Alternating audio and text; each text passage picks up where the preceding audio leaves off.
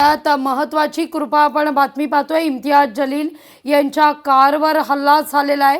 नाराज कार्यकर्त्यांनी हा हल्ला केलेला आहे। तिकीट वाटपामध्ये या ठिकाणी निष्ठावंतांना डावललं गेलं, कार्यकर्त्यांना डावललं गेलं असा आरोप आहे एका गटाचा आणि त्यातूनच हा हल्ला झालेला आहे। जलील यांना मारहाण करण्याचा हा प्रयत्न।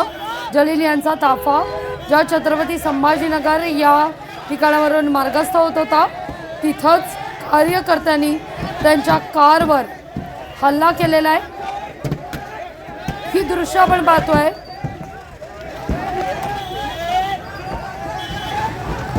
जवळपास 40 ते 50 कार्यकर्ते या दृश्यात दिसतात।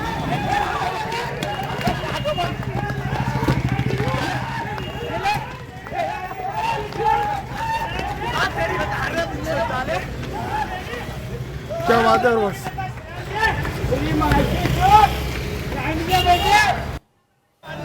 जलील यांच्या वाहनावर हल्ला।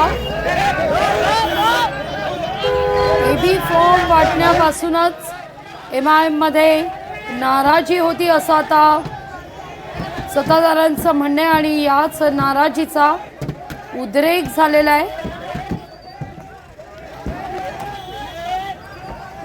इम्तियाज जलील नाराज MIMच्या कार्यकर्त्यांना शांत करण्यात अपयशी ठरलेले आहेत। MIM मधील छत्रपती संभाजीनगरमधला बंड हे थंड करण्यात इम्तियाज जलील यांना अपयश। छत्रपती संभाजीनगरमधील घटनास्थळी आता पोलीस दाखल झालेले आहेत। जलील यांना मारहाण करण्याचा प्रयत्न करण्यात आलेला आहे।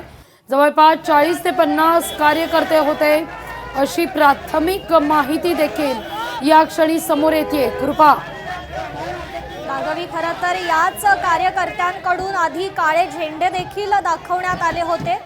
नेमका हा एवढा रोष का व्यक्त करण्यात येतोय कार्यकर्त्यांकडून, तर कार्यकर्त्यांनी देखील त्यांची भूमिका स्पष्ट केल्याचं पाहायला मिळालं। इम्तियाज जलील यांनी पैसे वाटून तिकीट दिल्याचा आरोप या कार्यकर्त्यांनी लगावलेला आहे। इम्तियाज जलील नेमकी आता यावर काय भूमिका घेणार, ते काय बोलणार याकडे देखील लक्ष आहे। कार्यकर्त्यांमध्ये प्रचंड संताप आहे। खरं तर राज्यात आचारसंहिता लागू झालेली असतानाच अशा घटना घडणं कुठेतरी राज्याच्या सुरक्षा व्यवस्थेवर देखील सवाल उपस्थित करणार आहे। राघवी, इम्तियाज जलील यांनी पैसे वाटून अनेकांना उमेदवारी दिली, किंबहुना उमेदवारी ही विकत घेतली अशा शब्दात कार्यकर्ते आरोप करतात आणि यातूनच हा संताप झालेला आहे। MIM मध्ये छत्रपती संभाजीनगरमध्ये 2 गट पडल्याचं आता मात्र या ठिकाणी निष्पन्न होते, यातून स्पष्ट होतंय।